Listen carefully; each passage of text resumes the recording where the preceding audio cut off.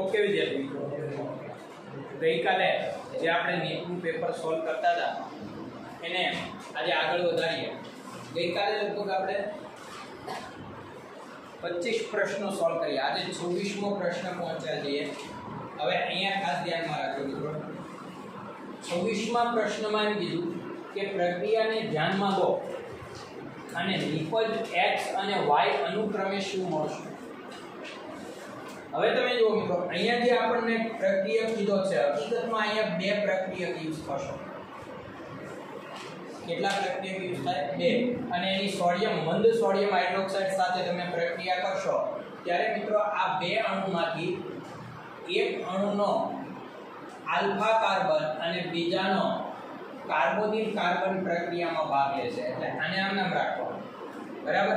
અને અહીંયા હું એમ કરી શકું આવી રીતે, અહીંયા ડબલ બોન્ડ O હતો, બરાબર। મેં આવી રીતે લખ્યું, એકનો કાર્બોનિલ કાર્બન અને એકનો આલ્ફા કાર્બન છે પ્રક્રિયામાં ભાગ લે। અહીંયા શરૂઆતમાં શું મળશે તો કે શરૂઆતની જે નિપજ છે અહીંયાથી આ બંધ તૂટશે। OH કેટલા બંધથી જોડાયેલો હતો મિત્રો? ઓક્સિજન કેટલા બંધથી જોડાયેલો હતો? ડબલ બોન્ડથી। એમાંથી એક બંધ ઓક્સિજન સાથે રહેશે, એટલે એક સંયોજકતા આની ખાલી પડે, આની એક સંયોજકતા ખાલી પડે, બરાબર। હવે એની જે ખાલી પડેલી સંયોજકતા છે, બીજા કહું છું ખ્યાલ આવી ગયો તમને? ડબલ બોન્ડ હતા, એક બંધ તૂટ્યો, એટલે આ કાર્બનની એક સંયોજકતા ખાલી પડશે, આ કાર્બનની અને આ ઓક્સિજનની ખાલી પડશે। હવે થશે શું તો કે અહીંયાથી હાઇડ્રોજન દૂર થાય, હાઇડ્રોજન દૂર થાય એટલે આ બંને જોડાઈ જાય અને હાઇડ્રોજન છે અહીંયા આવી જશે, એટલે આપણને એક નિપજ શરૂઆતની આ મળશે। NaOH સાથે પ્રક્રિયા કરશો તો આપણને આ પ્રકારની નિપજ મળે। હવે તમને કીધું કે એનું સાંદ્ર એસિડ વડે એને અને ઉષ્મા અને ઊંચા તાપમાને એને ગરમ કરો। મિત્રો સાંદ્ર એસિડ વડે અને ઊંચા તાપમાને ગરમ કરીએ એટલે નિર્જલીકરણની પ્રક્રિયા કહેવાય। એટલે અહીંયાથી OH અને અહીંયાથી જે એક હાઇડ્રોજન હશે એ દૂર થાય અને ફાઇનલ જે આપણને નિપજ મળશે એ કંઈક આ રીતે નિપજ મળશે। અહીંયા ડબલ બોન્ડ આમ રહેશે, અહીંયા એક બંધની બદલે કેટલા બંધ બની જશે? બે। અહીંયા આ રીતે આપણને ડબલ બોન્ડ નિપજ મળશે, બરાબર। એટલે ફાઇનલ જે નિપજ જવાબ મળશે એ આપણને C આઉટપુટ મળશે। આગળનો પ્રશ્ન જોઈએ, એમાં તમે જુઓ એમાં શું આપ્યું? આગળના પ્રશ્નમાં શું કીધું છે મિત્રો? પ્રશ્ન પહેલા ખાસ સમજો, લેબલ કરેલા હાઇડ્રોજનને એસિડિકતાના ઘટતા ક્રમમાં ગોઠવો। એસિડિકતાના ઘટતા ક્રમમાં હકીકતમાં આ તમને બધાને આવડે છે। હું તમને એક પ્રશ્ન પહેલા અલગથી પૂછું એટલે તમે જોજો, તમે એમ કહેશો ના આ થિયરી આવડે, ખાલી બંધારણને લીધે મિત્રો આમાંથી 80% પ્રક્રિયા એવી છે કે જે ઓલરેડી આપણે આવી ગયું છે। પણ પ્રશ્ન એ છે કે એ લોકો આપણને મોટું બંધારણ આપે, પણ જે નાના બંધારણમાં નિયમ લાગુ પડે એ જ અહીંયા લાગુ પડે। આ જ પ્રશ્ન હું તમને આમ પૂછી નાખું કે ભાઈ એક મારી પાસે એસિડિક એસિડ છે, એક મારી પાસે પ્રાથમિક આલ્કોહોલ છે સમાન આણ્વીય દળ લગભગ, અને એક મારી પાસે દ્વિતીયક આલ્કોહોલ છે। હું તમને આવો પ્રશ્ન કરું, બરાબર। અને એક અહીંયા આપણને જે છે એ છેલ્લે એક હાઇડ્રોજન આપ્યો છે, મતલબ એક એસિટિલિન છે મારી પાસે। હાલો આ CH3 પછી C ટ્રિપલ બોન્ડ CH। હવે હું તમને એક પ્રશ્ન કરું કે મિત્રો આમાં એસિડિકતા મારે જોઈ છે તો તમે શું જવાબ આપશો? તો તમે તરત જ કહેશો કે સૌથી વધુ એસિડિક આ હશે પહેલા નંબરે। બીજું મિત્રો આલ્કોહોલ પણ એસિડિક છે, પણ આલ્કોહોલની એસિડિકતા છે એ તમને ખબર છે કે પ્રાથમિક દ્વિતીયક તૃતીયક તરફ જતા એસિડિકતામાં શું ફેર પડે છે એ તમને બધાને આવડે છે। મને કહેશો શું થાય? પ્રાથમિક દ્વિતીયક કે તૃતીયક તરફ એસિડિકતાના ક્રમમાં શું ફેર પડે છે? તો આપણે એવું શીખ્યા છીએ મિત્રો કે અહીંયાથી આ H+ દૂર કરવાનો છે, એમ અહીંયાથી પણ H+ દૂર કરવાનો છે। તો ઓક્સિજનને જેટલા ઇલેક્ટ્રોન સરળતાથી મળશે એટલો એનો ઋણભાર વધે, એટલે અહીંયા એક છે, અહીંયા બે છે। એટલે ખાસ અને અમસ્તુ તમને એક બહુ ટૂંકમાં વાત કરી દઉં, ઇલેક્ટ્રોન દાતા સમૂહ હોય ને તે હંમેશા એસિડિકતા ઘટાડે।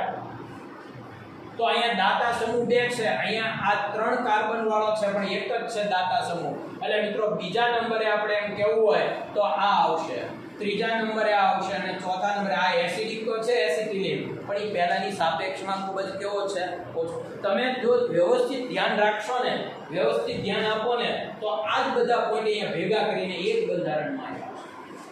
તમે જોઈ શકો છો અહીંયા કે સૌથી પહેલી વાત આ એસિડ ભાગ છે, કાર્બોક્સિલિક એસિડ છે, એટલે સૌથી વધુ એસિડિકતામાં પહેલો નંબર હું આને આપીશ, સૌથી વધુ એસિડિક. બીજી વાત, આલ્કોહોલ 2 છે મિત્રો અને 2 દ્વિતીયક આલ્કોહોલ છે, આ કાર્બન સાથે છે, આ કાર્બન બીજા 2 સાથે છે, આવડો હોય બીજા 2 એટલે 2 દ્વિતીયક છે. પણ જો તમે થોડું ધ્યાન આપશો તો નાઇટ્રો સમૂહ ઇલેક્ટ્રોન આકર્ષક છે અને ઇલેક્ટ્રોન આકર્ષક સમૂહ છે એસિડિકતા શું કરે વધારે, અને નાઇટ્રો સમૂહની અસર પેરા સ્થાને વધુ થાય એટલે આમાં એસિડિકતા કેવી આવશે વધારે, એટલે એસિડિકતા નાઇટ્રો સમૂહ વધારે છે અને એ પેરા સ્થાને જ્યાં લાગુ પડે ત્યાં એસિડિકતા વધુ હોય, કારણ કે પેરા સ્થાને સીધી અસર થાય. એટલે બીજા નંબરે મિત્રો આ આવશે, બરાબર, જેને આમાં 3 નંબર આપ્યો. ત્રીજા નંબરે આવશે જેમાં અમે અહીંયા 4 નંબર આપ્યો અને સૌથી છેલ્લે આપણને આ મળશે. એ જ વસ્તુ છે પણ મેઇન વસ્તુ એક જ બંધારણમાં એને આપણી સામે એક પ્રશ્ન મૂક્યા છે, એટલે મિત્રો તમને પ્રશ્ન થાય. એટલે આ બધું ખાસ બારીકાઈથી તમારે ધ્યાનમાં રાખવું પડશે. હવે તમે જુઓ આગળ વાત કરીએ. 28મો પ્રશ્ન છે, એક અસંતૃપ્ત હાઇડ્રોકાર્બન. અસંતૃપ્ત એટલે શું મિત્રો? જેમાં ડબલ બોન્ડ કે ટ્રિપલ બોન્ડ હોય, હે. એક અસંતૃપ્ત હાઇડ્રોકાર્બન ઉદીપકીય હાઇડ્રોહેલોજિનેશનમાં, ઉદીપકીય હાઇડ્રોહેલોજિનેશન, સોરી હાઇડ્રોજિનેશન છે, એટલે હાઇડ્રોજિનેશન ને બીજી રીતે આપણે રિડક્શન કહીએ, ટૂંકમાં હાઇડ્રોજન ઉમેરવું. હાઇડ્રોજિનેશનમાં 2 હાઇડ્રોજનના અણુઓ જોડે છે, 2 હાઇડ્રોજનના અણુઓનું શોષણ કરે. હવે તમે વિચારો કે 2 હાઇડ્રોજનના અણુનું શોષણ કોણ કરે? જેને 4 હાઇડ્રોજનની જરૂર હોય, અને 4 હાઇડ્રોજનની જરૂર કોને હોય? જેમાં પાઇબંધ 2 હોય તો, અને એ 2 પાઇબંધ તૂટે તો, 2 પાઇબંધ હોય અને 2 પાઇપ તમે સમજી શકો છો કે એક પાઇબંધ તૂટી એટલે 2 સંયોજકતા ખાલી પડે, 2 પાઇબંધો એટલે 4 ખાલી. સમજી ગયા? અને સૌથી પહેલી વાત એ ધ્યાનમાં રાખો, તો નીચેની પ્રક્રિયા માટે અહીંયા આપણે પ્રક્રિયા આપી, બરાબર, અને X શું હશે, મતલબ કે આ પ્રારંભિક પ્રક્રિયક શું હશે એ તમને કહેવામાં આવ્યું છે, બરાબર. તો અહીંયા તમારે ખાસ ધ્યાનમાં રાખવાનું છે મિત્રો કે ડબલ બોન્ડ તૂટતો હોય અને હાઇડ્રોજન ઉમેરાતો હોય. અહીંયા ડબલ બોન્ડ છે, અહીંયા ડબલ બોન્ડ છે, ત્યાર પછી જુઓ અહીંયા પણ ડબલ બોન્ડ છે અને અહીંયા ડબલ બોન્ડ છે, બધે ડબલ બોન્ડ તો છે. પણ તમને જે કીધું છે ને એ તમે સમજો તો ખ્યાલ આવશે. અહીંયા જે નિપજ કીધી લોકોએ એમાં તમે જુઓ B3-ઓક્સો, એટલે જ્યારે બને છે પછી અહીં કીધું હેક્ઝેન ડાયકાર્બોક્સિલિક એસિડ. આમાં હું થોડું સુધારવા માંગીશ. અહીંયા હું એમ કહીશ કે હેક્ઝેન ડાયકાર્બાલ્ડિહાઇડ, કારણ કે અહીંયા એને જે આપી કાર્બાલ્ડિહાઇડ સમજી જાય છે. મને ખ્યાલ છે કે પ્રબળ ઓક્સિડેશન કરતાની હાજરીમાં કોઈ દિવસ કાર્બાલ્ડિહાઇડ સ્થિર ન હોય, અંતે તો કાર્બોક્સિલિક એસિડ જ બને. પણ જો આપણે આની પહેલાનું સ્ટેપ કાર્બાલ્ડિહાઇડ યાદ કરીએ તો આ તરત તમને સમજાઈ જશે કે ત્રીજા સાથે ઓક્સો હોવો જોઈએ. હવે મિત્રો એવી કઈ રીતે પ્રક્રિયા કરું કે જેમાં ત્રીજા, તો તરત તમે આમાં ઉકેલ શોધો કે ભાઈ 2 પાઇબંધ હોવા જોઈએ અને એ બંને પાઇબંધ વચ્ચેનો ગેપ કેટલો હોવો જોઈએ. તો તરત તમે કહેશો કે જો અહીંયા ડબલ બોન્ડ હોય તો પાઇબંધ અહીંયા હોવો જોઈએ. ટૂંકમાં 3 સ્થાને અહીંયાથી તમે ગણતરી કરો તો ત્રીજા સ્થાને પાઇબંધ હોવો જોઈએ. કેમ? કારણ કે તો જ 3-ઓક્સો બને, નહીંતર 3-ઓક્સો બને. સમજી ગયા તમે? આ મિત્રો તમારા માટે બહુ અગત્યનું છે. બસ હવે આવડી ગયું. હવે આમાં કઈ નવું છે જ નહીં. એટલે હવે તમે જુઓ તો તરત તમે કહેશો કે અહીંયા નિપજ તરીકે, સોરી અહીંયા આપણને છેલ્લી ફાઇનલ જે પ્રક્રિયા X માંગ્યો છે જવાબ એ શું હશે? તો કે આવો. હું તમને સમજાવું આપું. પહેલા ઓઝોનોલિસિસ કરો મિત્રો, ને પહેલા આપણે હાઇડ્રોજિનેશન કરવાનું કીધું ને. હાલો હાઇડ્રોજિનેશન કરું, 2 હાઇડ્રોજનના અણુ આપું તો જો અહીંથી પાઇબંધ તૂટે, અહીંથી તૂટે. તમને ખબર છે ને અહીંયા શું હોય? CH2. હાલો બંધ તોડો તો મિત્રો શું થશે? બંધ તોડો તો શું થાય? તો કે અહીંયાથી બંધ તૂટે એટલે અહીંયા બંનેને એક હાઇડ્રોજન મળે. આ કાર્બનને હાઇડ્રોજન મળી હું દેખાડતો નથી, કારણ કે અહીંયા કાંઈ ન એટલે હાઇડ્રોજન હોવાના છે. પહેલા CH હતો, હવે CH2 બની. અને બીજો અહીંથી પાઈ બંધ તૂટે એટલે આ બંનેને એક એક હાઇડ્રોજન મળે તો આ 3 જગ્યાએ અને એક અહીંયા 4 હાઇડ્રોજન આવ્યા જોઈજો એટલે પહેલી વાત આપણને કીધી કે એવું લ્યો કે આ જે પહેલો પોઈન્ટ આવ્યો ને કે હાઇડ્રોજનેશન કરવામાં 2 હાઇડ્રોજનના અણુ જોઈએ એનો મતલબ એવો થયો કે અહીંયા 2 પાઈ બંધ હશે કાર્બન કાર્બન વચ્ચે કેટલા પાઈ બંધ હશે 2 એટલે એક વાત તો આ કન્ફર્મ થઈ પછી જે બીજી નિપજ આપી એમાં એમ કીધું કે આપણને બીટા 3 ઓક્સો હેક્ઝેન ડાઇકાર્બાલ્ડિહાઇડ મળે એટલે સીધી વાત છે મિત્રો કે આની નહીં હો આની જ પ્રક્રિયા સમજવાની છે કે જો આનું તમે ઓઝોનોલિસિસ એટલે પ્રબળ ઓક્સિડેશન કરતાની હાજરીમાં ઓક્સિડેશન કરશો તો તમને એ નિપજ પહેલા મેં તમને કીધું ને કે આપણે આને આધારે સમજવાનું આને આધારે આ જે છે ને અહીં આવશે ડાઇકાર્બાલ્ડિહાઇડ એટલે આપણે ડાઇકાર્બાલ્ડિહાઇડની આધારે સમજી લઈએ તો જવાબ આવડી જાય પહેલું જરૂર નથી તો મિત્રો આનું ઓઝોન એટલે પ્રબળ ઓક્સિડેશન કરતા છે એની હાજરીમાં તમે ઓક્સિડેશન કરશો તો શું થાય તો કે ઓઝોનોલિસિસ કરીએ ત્યારે મિત્રો અહીંથી પાઈ બંધ તૂટે છે એટલે અહીંયા શું આવશે બોલો અહીંયાથી પાઈ બંધ તૂટે અને અહીંયાથી પાઈ ઓઝોનોલિસિસમાં મેક્સિમમ ઓક્સિજન એડ થાય તો શું થશે અહીંથી પાઈ બંધ તૂટે તો શું થાય બોલો તો આ કાર્બનની કેટલી સંયોજકતા ખાલી પડી ભાઈ 2 પછી અહીંયાથી આ 2 ડબલ બોન્ડ જે છે CH2 E2 એટલે આની 2 ખાલી પડી ત્યાં ઓક્સિજન અહીંયા 2 ઓક્સિજન પછી આગળ હાલો પછી આ કાર્બનમાં 2 ઓક્સિજન જોઈ તમે અહીંયાથી પાઈ બંધ તૂટ્યો અહીંયા ઓક્સિજન અને અહીંયા ઓક્સિજન એટલે ફાઇનલ આપણને આ મળે અને બધા સાથે એક એક હાઇડ્રોજન તો હોય જ 4 સંયોજકતા પૂરી કરવાની તો આનો સીધો મતલબ પૂછ્યો 1 2 અને 3 તો જ 3 ઓક્સો મળે નહીં તો શક્ય નથી એટલે આપણને તરત ખબર પડી જાય કે આમાં નિપજ આ હોય આ જગ્યાએ 2 ઓક્સો કીધું તો હું કયો જવાબ સ્વીકારે એ 3 ઓક્સો કીધું છે એટલે એ જવાબ સ્વીકારે એટલે મિત્રો ખાસ યાદ રાખજો ઓઝોનોલિસિસ કરીએ ઓઝોન સાથે ત્યારે આ રીતે અને પછી તમે એમ સિલ્વર એમાઇડ વડે જ્યારે પ્રક્રિયા કરશો ત્યારે એમાંથી એસિડ બનશે પણ એ તરફ આપણે જવાની જરૂર જ નહીં એટલું સમજી લો એટલે એમાં જોવાની જરૂર નથી તો આમાં કઈ નિપજ મળે એની આપણે વાત કરી આગળની વાત કરીએ નીચેની પ્રક્રિયામાં નિપજ એ શું હશે એ નિપજ શું મળશે આપણે જોઈએ અહીંયા ધ્યાન આપજો આવી રીતે આપણને આપ્યું છે અહીંયા ઓક્સિજન અને C2H5 આપ્યો પછી અહીંયા ડબલ બોન્ડ O એટલે કીટોન સ્વરૂપ આપ્યું અને અહીંયા પણ કીટોન સ્વરૂપ એટલે કાર્બોનિલ સ્વરૂપ આપ્યું મિત્રો ઇથિલિન ગ્લાયકોલ આ લોકોએ લખ્યું અહીંયા પણ હકીકતમાં મારે અહીંયા લખવું જોઈએ ઇથિલિન ગ્લાયકોલ એટલે શું CH2OH આને કહેવાય ઇથિલિન ગ્લાયકોલ તો આ ઇથિલિન ગ્લાયકોલ સાથે આની પ્રક્રિયા કરો તો શું થશે તો કે યાદ કરો આલ્ડિહાઇડ અને કીટોન એમાં ખાસ કરીને કીટોનની ઇથિલિન ગ્લાયકોલ સાથે પ્રક્રિયા કરીએ ત્યારે મિત્રો આપણને ચક્રીય બંધારણ મળે છે શું કામ એ તમને કહું કારણ કે અહીંયા એસિડની હાજરીમાં તમે કરો છો એટલે અહીંયાથી એક જગ્યાએથી હાઇડ્રોજન જશે એક જગ્યાએથી આખો ઓક્સિજન જશે એટલે અહીંયા ઓક્સિજનની સંયોજકતા ખાલી પડી અહીંયા કાર્બનની ખાલી પડી હવે એ અહીંયા આ કઈ જગ્યાએ તો ખાસ મિત્રો યાદ રાખજો કે જ્યાં આલ્ડિહાઇડ એટલે કે જે કાર્બન છે કાર્બોનિલ કાર્બન એની સાથે ઇલેક્ટ્રોન દાતા સમૂહ જોડાયેલો ન હોય ત્યાં અહીંયાથી આ બંધ તૂટશે અહીંયાથી એક જ બંધ તૂટે હું એક કામ કરું આ બંધારણને આમ નથી લખતો 1 2 3 4 અને એક આવડા એટલે હું આમ લખું છું CH2 પછી C ડબલ બોન્ડ O આ જે છે હું નીચે લઉં પછી બોલો તો શું છે CH2 પછી ફરીવાર પાછો C ડબલ બોન્ડ O અને પછી ફાઇનલી O C2H5 એટલે જેને તમે કીટોન સમજતા હતા એ હકીકતમાં શું છે મિત્રો જોઈ શકો છો તમે શું છે એ એસ્ટર છે બરાબર ને અને આ કોની સાથે જોડાય એસ્ટર સાથેની કીટોન સાથે એટલે અહીંયાથી આ એક બંધ છે હવે તમારે ખાસ સમજવાનું છે અહીંયા ધ્યાન આપજો આને થોડુંક લખવાની રીત બદલાવું છું અહીંયાથી એક બંધ તૂટે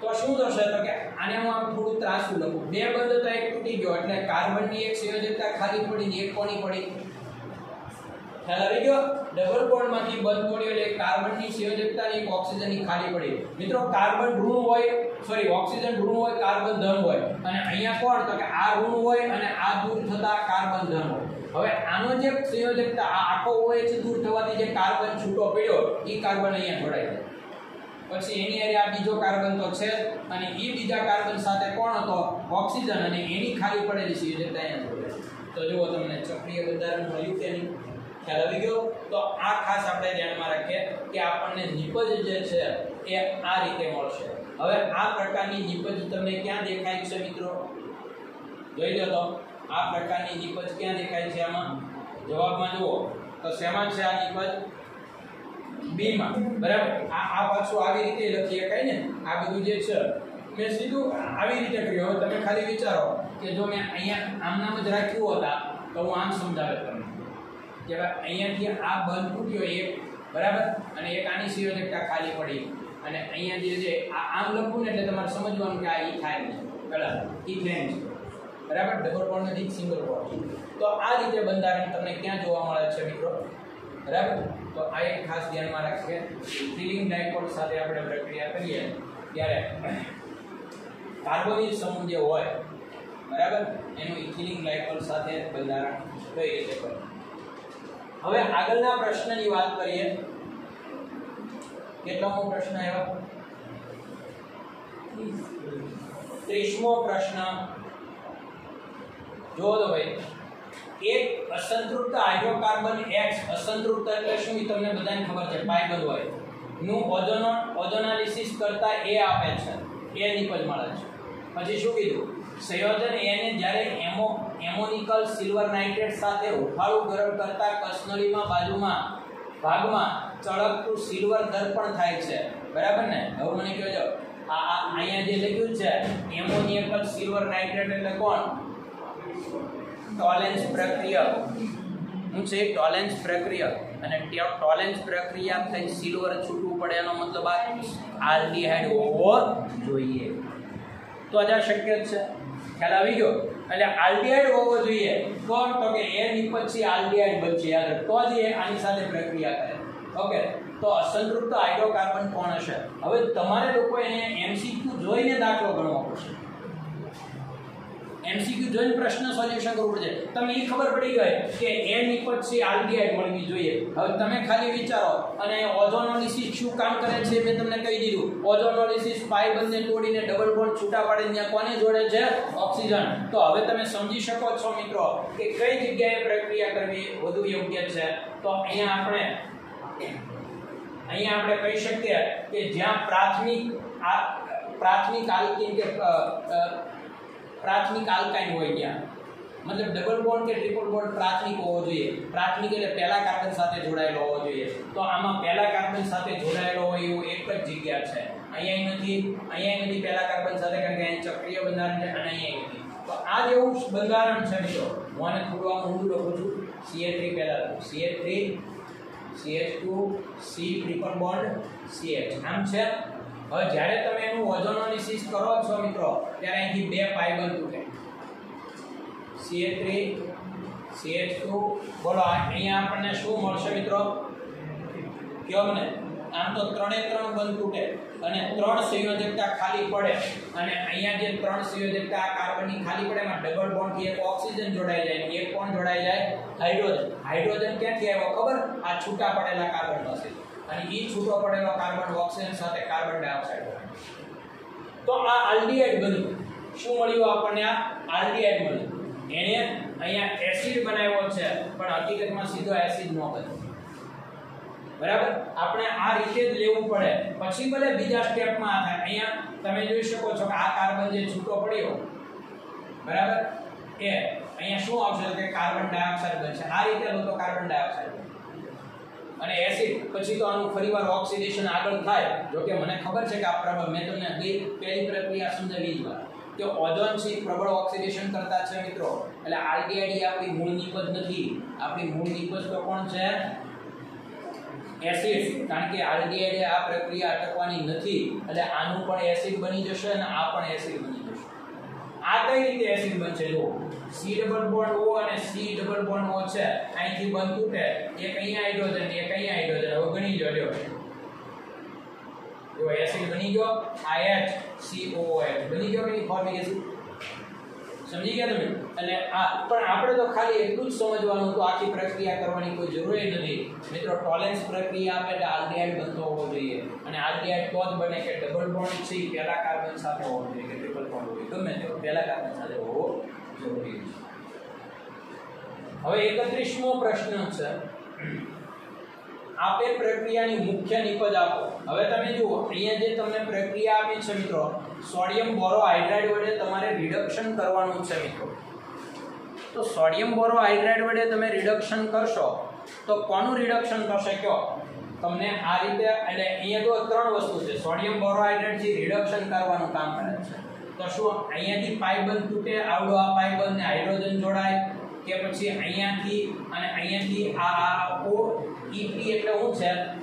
ઇથાઇલ છે, બરાબર? તો એ બનશે કે પછી તમને અહીંયા આ નિપજ મળશે કે આ નિપજ? તો મિત્રો એક વાત તમને કહું કે અહીંયા જે તમને વાત કરી સોડિયમ બોરોહાઇડ્રાઇડ એ રિડક્શન કરવાનું કામ કરે, નહીં કે યોગશીલ પ્રક્રિયા. યોગશીલ પ્રક્રિયા પાઇબંધ તોડી બે કાર્બન વચ્ચેનો પાઇબંધ તોડીને હાઇડ્રોજન ઉમેરવું એને હાઇડ્રોજિનેશન કહેવાય. એ તો હાઇડ્રોજિનેશન તો કોઈ પણ કરી શકે. એ તો આપણે જે વાત કરી આગળ કે ગમે તેના વડે થાય એ નહીં. અહીંયા તો મિત્રો કોના વચ્ચેનો પાઇબંધ તૂટે? કાર્બન અને ઓક્સિજન વચ્ચેનો.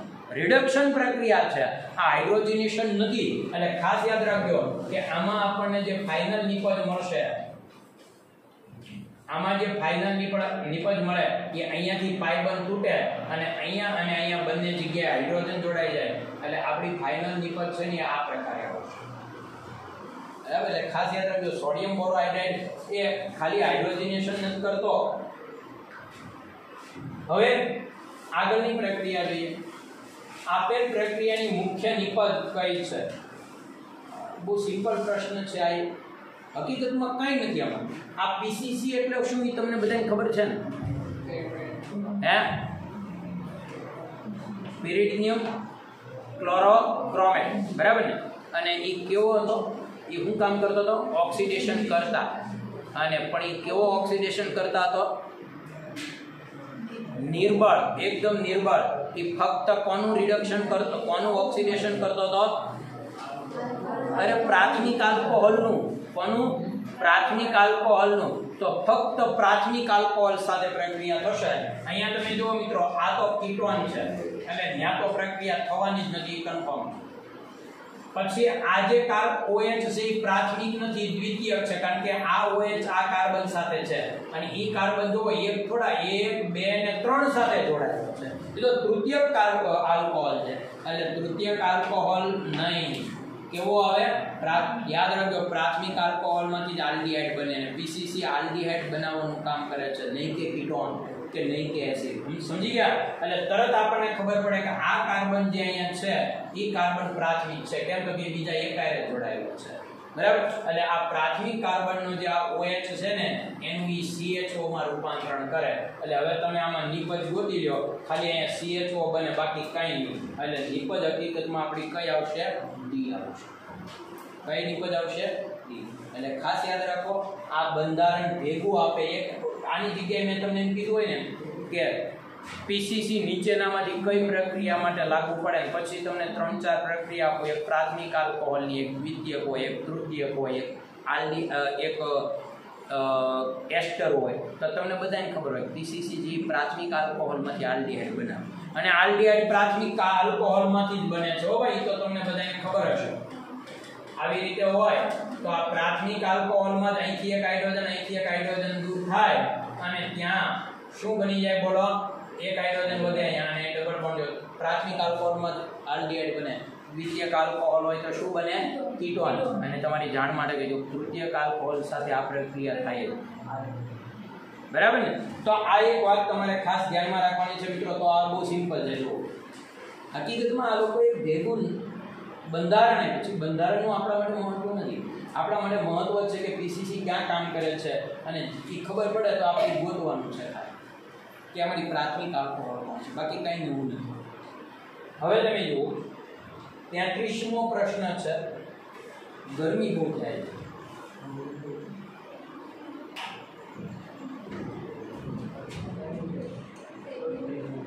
તેત્રીસમો પ્રશ્ન,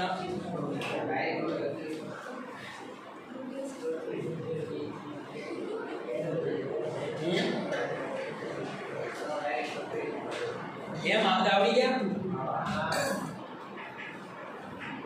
બાકી એમ આવડે છે રહેવા દો તો સારું જ ને આ જો કે સિમ્પલ પ્રક્રિયા છે હા ઓકે 36મો હાલો 36મો પ્રશ્ન આવીએ નીચે આપેલ સંયોજનમાં pKb નો વધતો ક્રમ ખાલી જગ્યા છે આ કેટલાને આવડી ગયો આ પ્રશ્ન સરસ મિત્રો pKb નો સંબંધ કોની સાથે છે Kb સાથે પણ pKb અને Kb એકબીજાના શું છે બરાબર છે આમ તો વ્યસ્ત ન કહેવાય વિરોધી કહેવાય માઈનસ નિશાની એટલે પણ ટૂંકમાં એક વધે તો એક ઘટે એટલે આપણા માટે વ્યસ્ત કરો તો આવશે અને Kb ની સાથે બેઝિકતાને કેવો સંબંધ છે સમપ્રમાણ બરાબર છે તો એનો મતલબ આ બે એકબીજાના શું થયા હે શું થયા વ્યસ્ત એટલે યાદ રાખજો મેં તમને આ સમજાવ્યું છે કે Kb ને આધારે pKb બેઝિકતાનું વર્ણન કરવું હોય તો આપણે કહેતા જેનો Kb મોટો હોય એની બેઝિકતા વધારે પણ pKb ને આધારે કરવું હોય તો શું કહેવાનું જેનો pKb વધુ એની બેઝિકતા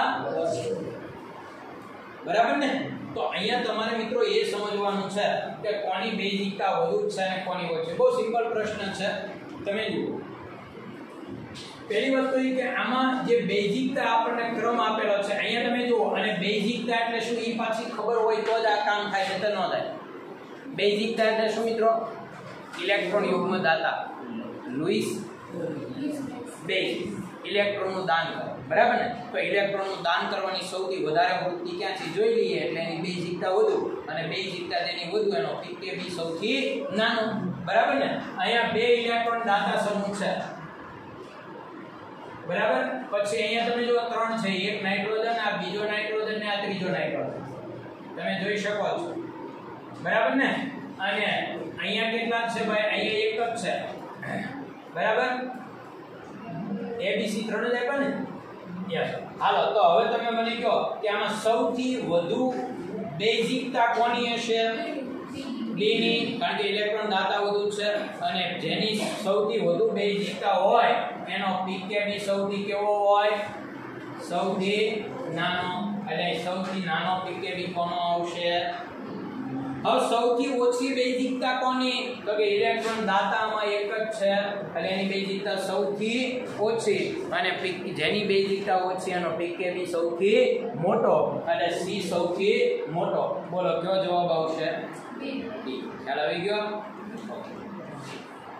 બોલો હવે 37મો પ્રશ્ન નીચેનામાંથી કઈ પ્રક્રિયા હોફમેન બ્રોમેમાઇડ વિઘટન પ્રક્રિયા નથી મિત્રો આ પ્રક્રિયા જે છે ને આ જે વાત પહેલી વાત તો એ તમને કહો કે હોફમેન બ્રોમેમાઇડ પ્રક્રિયા કોને કહેવાય તો તમને એ વાતની ખબર હશે મિત્રો અહીંયા ધ્યાન આપજો કે હોફમેન બ્રોમેમાઇડમાં નિપજ શું મળે છે તો કે મિત્રો એક વાત અહીંયા ધ્યાન આપજો હોફમેન બ્રોમેમાઇડમાં કાર્બોનિલ સમૂહ હોય પછી એની હારે ઋણ આયન ગમે એ હોય એની સાથે બીજો આયન કોણ હોય એની હારે મને બહુ લેવા દેવા નથી પણ આ રીતે કાર્બન અલગ અલગ સ્વરૂપમાં નાઇટ્રોજન સાથે હોય તો એ હોફમેન બ્રોમેમાઇડ પ્રક્રિયા આપે આમાં હોફમેન બ્રોમેમાઇડ પ્રક્રિયા થાય એટલે આ અહીંયા જોડાઈ જશે બરાબર એટલે કહેવાનો મતલબ કે જે એમાઇડ સમૂહ છે એ એમાઇન બની જશે યસ આ પ્રક્રિયા હોફમેન બ્રોમેમાઇડ છે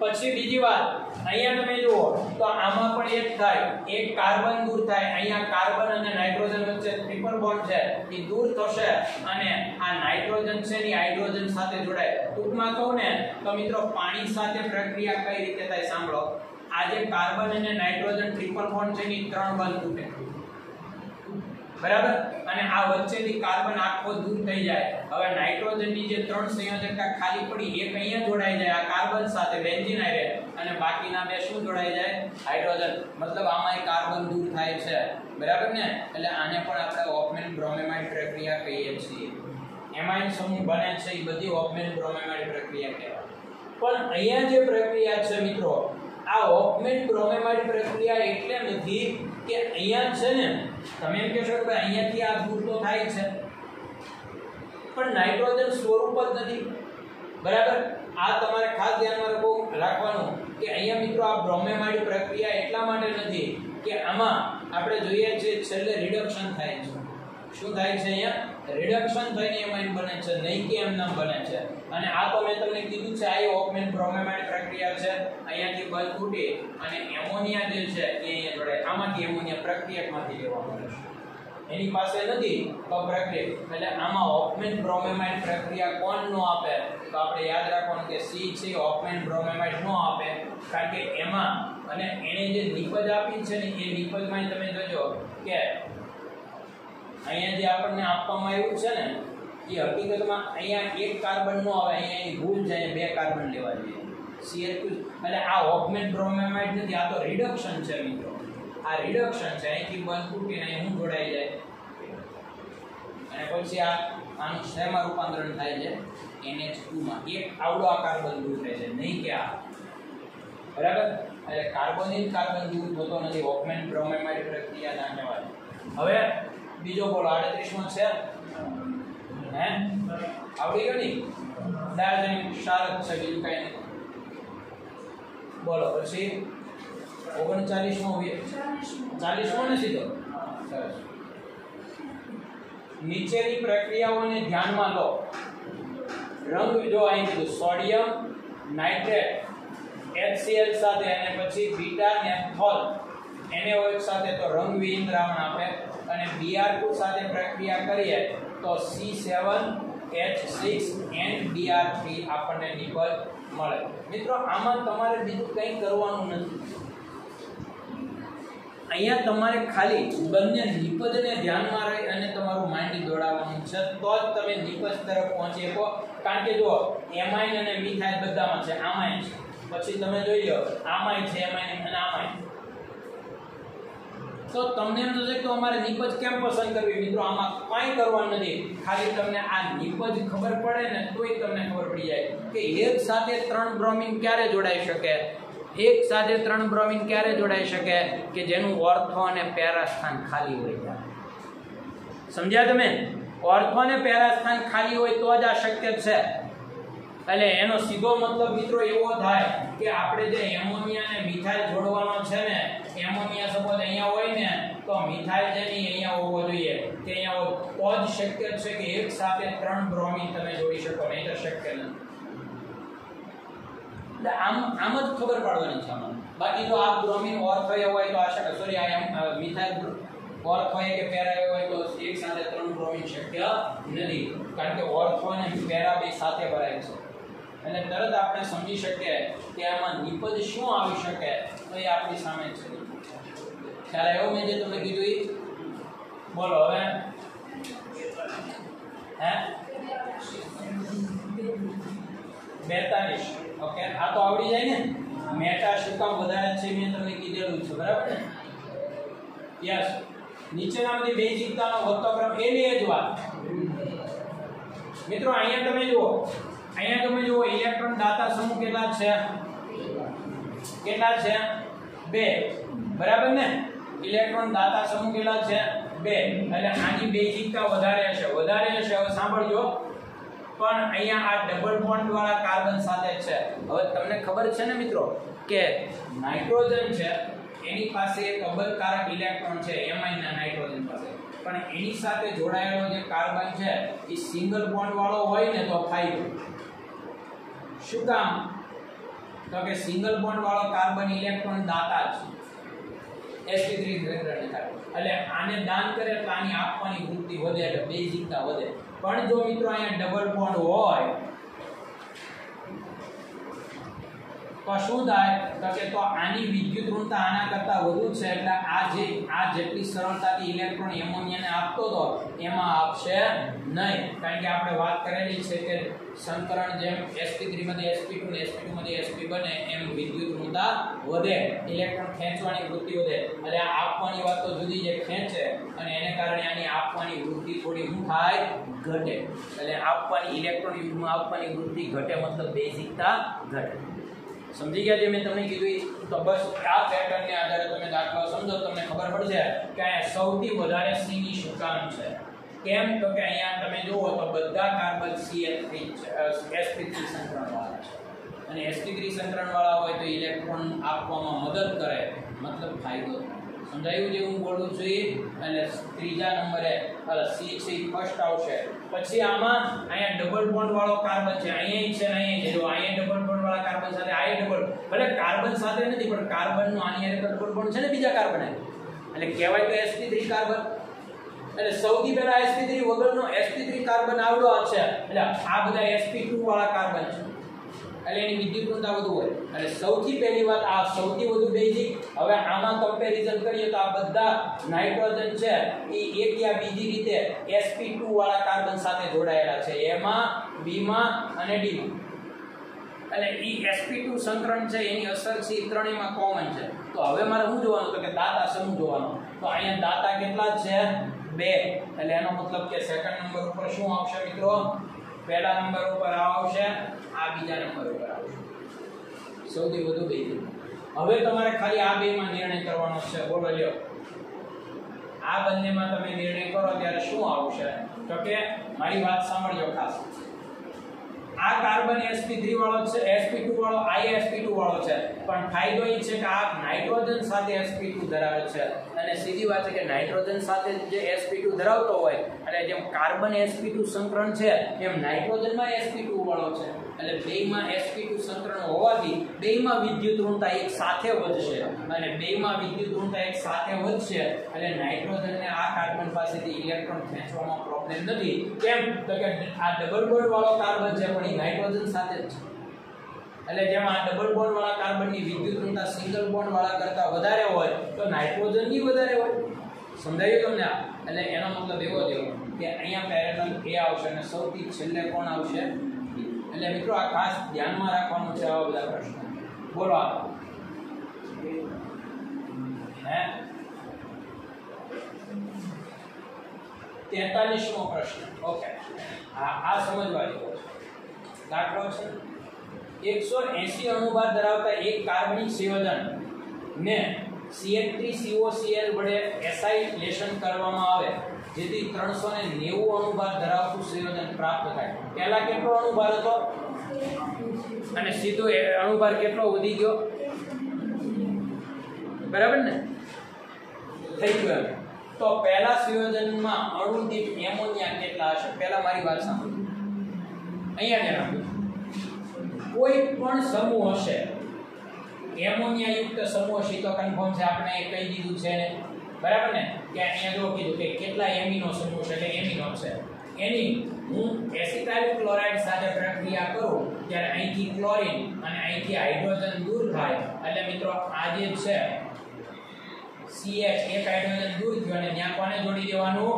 CO CH. બોલો, આ તો ખબર પડી ગઈ કે? આ તો તમને ખબર પડી ગઈ કે નહીં? ઓકે ને? હવે મને કહો લ્યો કે જ્યારે આ અણુમાંથી આ અણુ બન્યો, હું તમને એક ઉદાહરણ જ આપી દઉં. ધારી લો કે અહીંયા મારી પાસે મિથાઇલ એમાઇન હતો, તો આ મિથાઇલમાં આ સમૂહ આખો બની ગયો, બરાબર? હવે અહીંયા આ ભાગ છે એ અહીંયા જોડાયો ત્યારે દૂર કોણ થયું? દૂર કોણ થયું? હાઇડ્રોજન. હવે પહેલાનું આની અંદર કેટલું હતું? બોલો તો કેટલું હતું? નાઇટ્રોજનના કેટલા? 14, કાર્બનના કેટલા? 12, અને 2 ને 3 5 હાઇડ્રોજન છે, તો કેટલા થાય ટોટલ? કહો તો મને. 11 વધી 31 હતું ભાઈ. ઓકે ને? જોઈ લો, બરાબર? હવે જ્યારે નિપજ બની ત્યારે શું થયું? તો કે આ જે 31 હતું, અહીંયા 2 હાઇડ્રોજન હતા, હવે આ ભાગ તો અહીંયા છે જ આખો, પણ એક હાઇડ્રોજન ઘટી ગયો એટલે 30 થયું, અને એની સામે એક ઘટ્યું. 31 હતું એમાં એક ઘટ્યું, એની સામે આટલું બધું નવું આવ્યું ને, હાઇડ્રોજન દૂર ગયો એટલું નવું જોડાયું. નવું કેટલું છે બોલો તો? કાર્બન 2 છે એટલે 2 12 × 24, હાઇડ્રોજન 1, ઓક્સિજન 1 છે એટલે 16, અને 3 હાઇડ્રોજન નવા આવ્યા એટલે 10 ને 3 13 ને વધી 1, એટલે ટોટલ કેટલા થયા બોલો તો? અહીંયા 43 ઉમેરાય. એક ઘટ્યો 43 વધ્યા, એટલે ફાઇનલ ફેરફાર કેટલો થયો કહેવાય? 42. ફાઇનલ ફેરફાર કેટલો થયો? 42. 42 નો ફેરફાર થયો. સમજીએ કે તમારી વાત આખી? એટલે એક એમાઇન સમૂહ હોય તો એની સાથે એસિટાઇલ જોડાય તો આપણને એક એના આણ્વીય દળમાં આ એક હાઇડ્રોજન ઘટે એટલે આણ્વીય દળ 1 ઘટે તો એની સામે 43 વધે એટલે ફાઇનલી 42 નો ફેરફાર થયો. તો એનો મતલબ એક એમાઇન સમૂહ હોય તો 42 ઘટે. 42 જેટલું આણ્વીય દળ ઘટે નહીં પણ શું થાય? વધે. હવે તમે ખાલી વિચારો કે અહીંયા 180 માંથી સીધું 390 થયું એટલે કેટલું વધ્યું ગણો તો. કેટલું વધ્યું ભાઈ? 210. હવે ઈ 210 ક્યારે વધે? તો કે એક એમાઇન હોય તો 42 નો વધારો થાય. તો 210 માં કેટલા? તો 210 ને 42 વડે ભાગી નાખો એટલે કેટલા આવશે?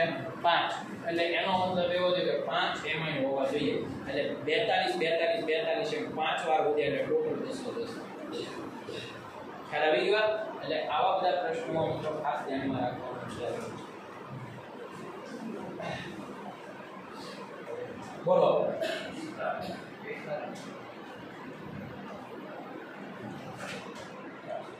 નીચેની પ્રક્રિયાને ખાલી જગ્યા નામે ઓળખવામાં આવે છે. અહીંયા તમને પ્રક્રિયા આપી છે મિત્રો. અહીંયા પ્રક્રિયા તો બહુ સિમ્પલ છે. અહીંયાથી હાઇડ્રોજન દૂર થાય ને અહીંથી ક્લોરીન દૂર. બરાબર ને?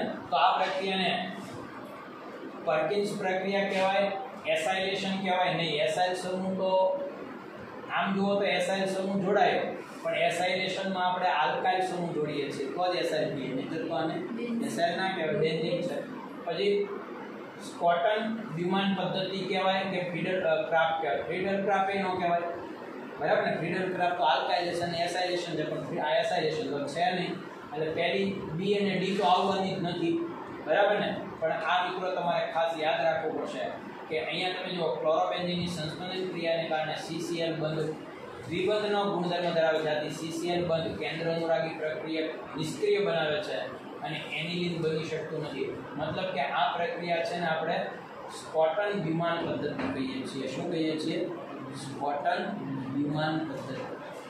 બરાબર? એટલે ટૂંકમાં હવે આપણે યાદ રાખવાનું રહે કે જેમ એસિટાઇલ સમૂહ જોડાય આલ્કાઇલ વાળો આ જે CO છે એ આલ્કાઇલ સાથે જોડાયેલો હોય એટલે આવી રીતે RCO જોડાય તો એને તમે એસિટાઇલેશન કહો ને. એને તમે એસિટાઇલેશન કહો તો અહીંયા મિત્રો AR એટલે બેન્ઝીન જોડાય ને તો એને આપણે હવે શું નામ આપીશું? સ્કોટન. બરાબર? સ્કોટન વિમાન પદ્ધતિ. યાદ રાખો શું કહેશું એને હવે આપણે? સ્કોટન વિમાન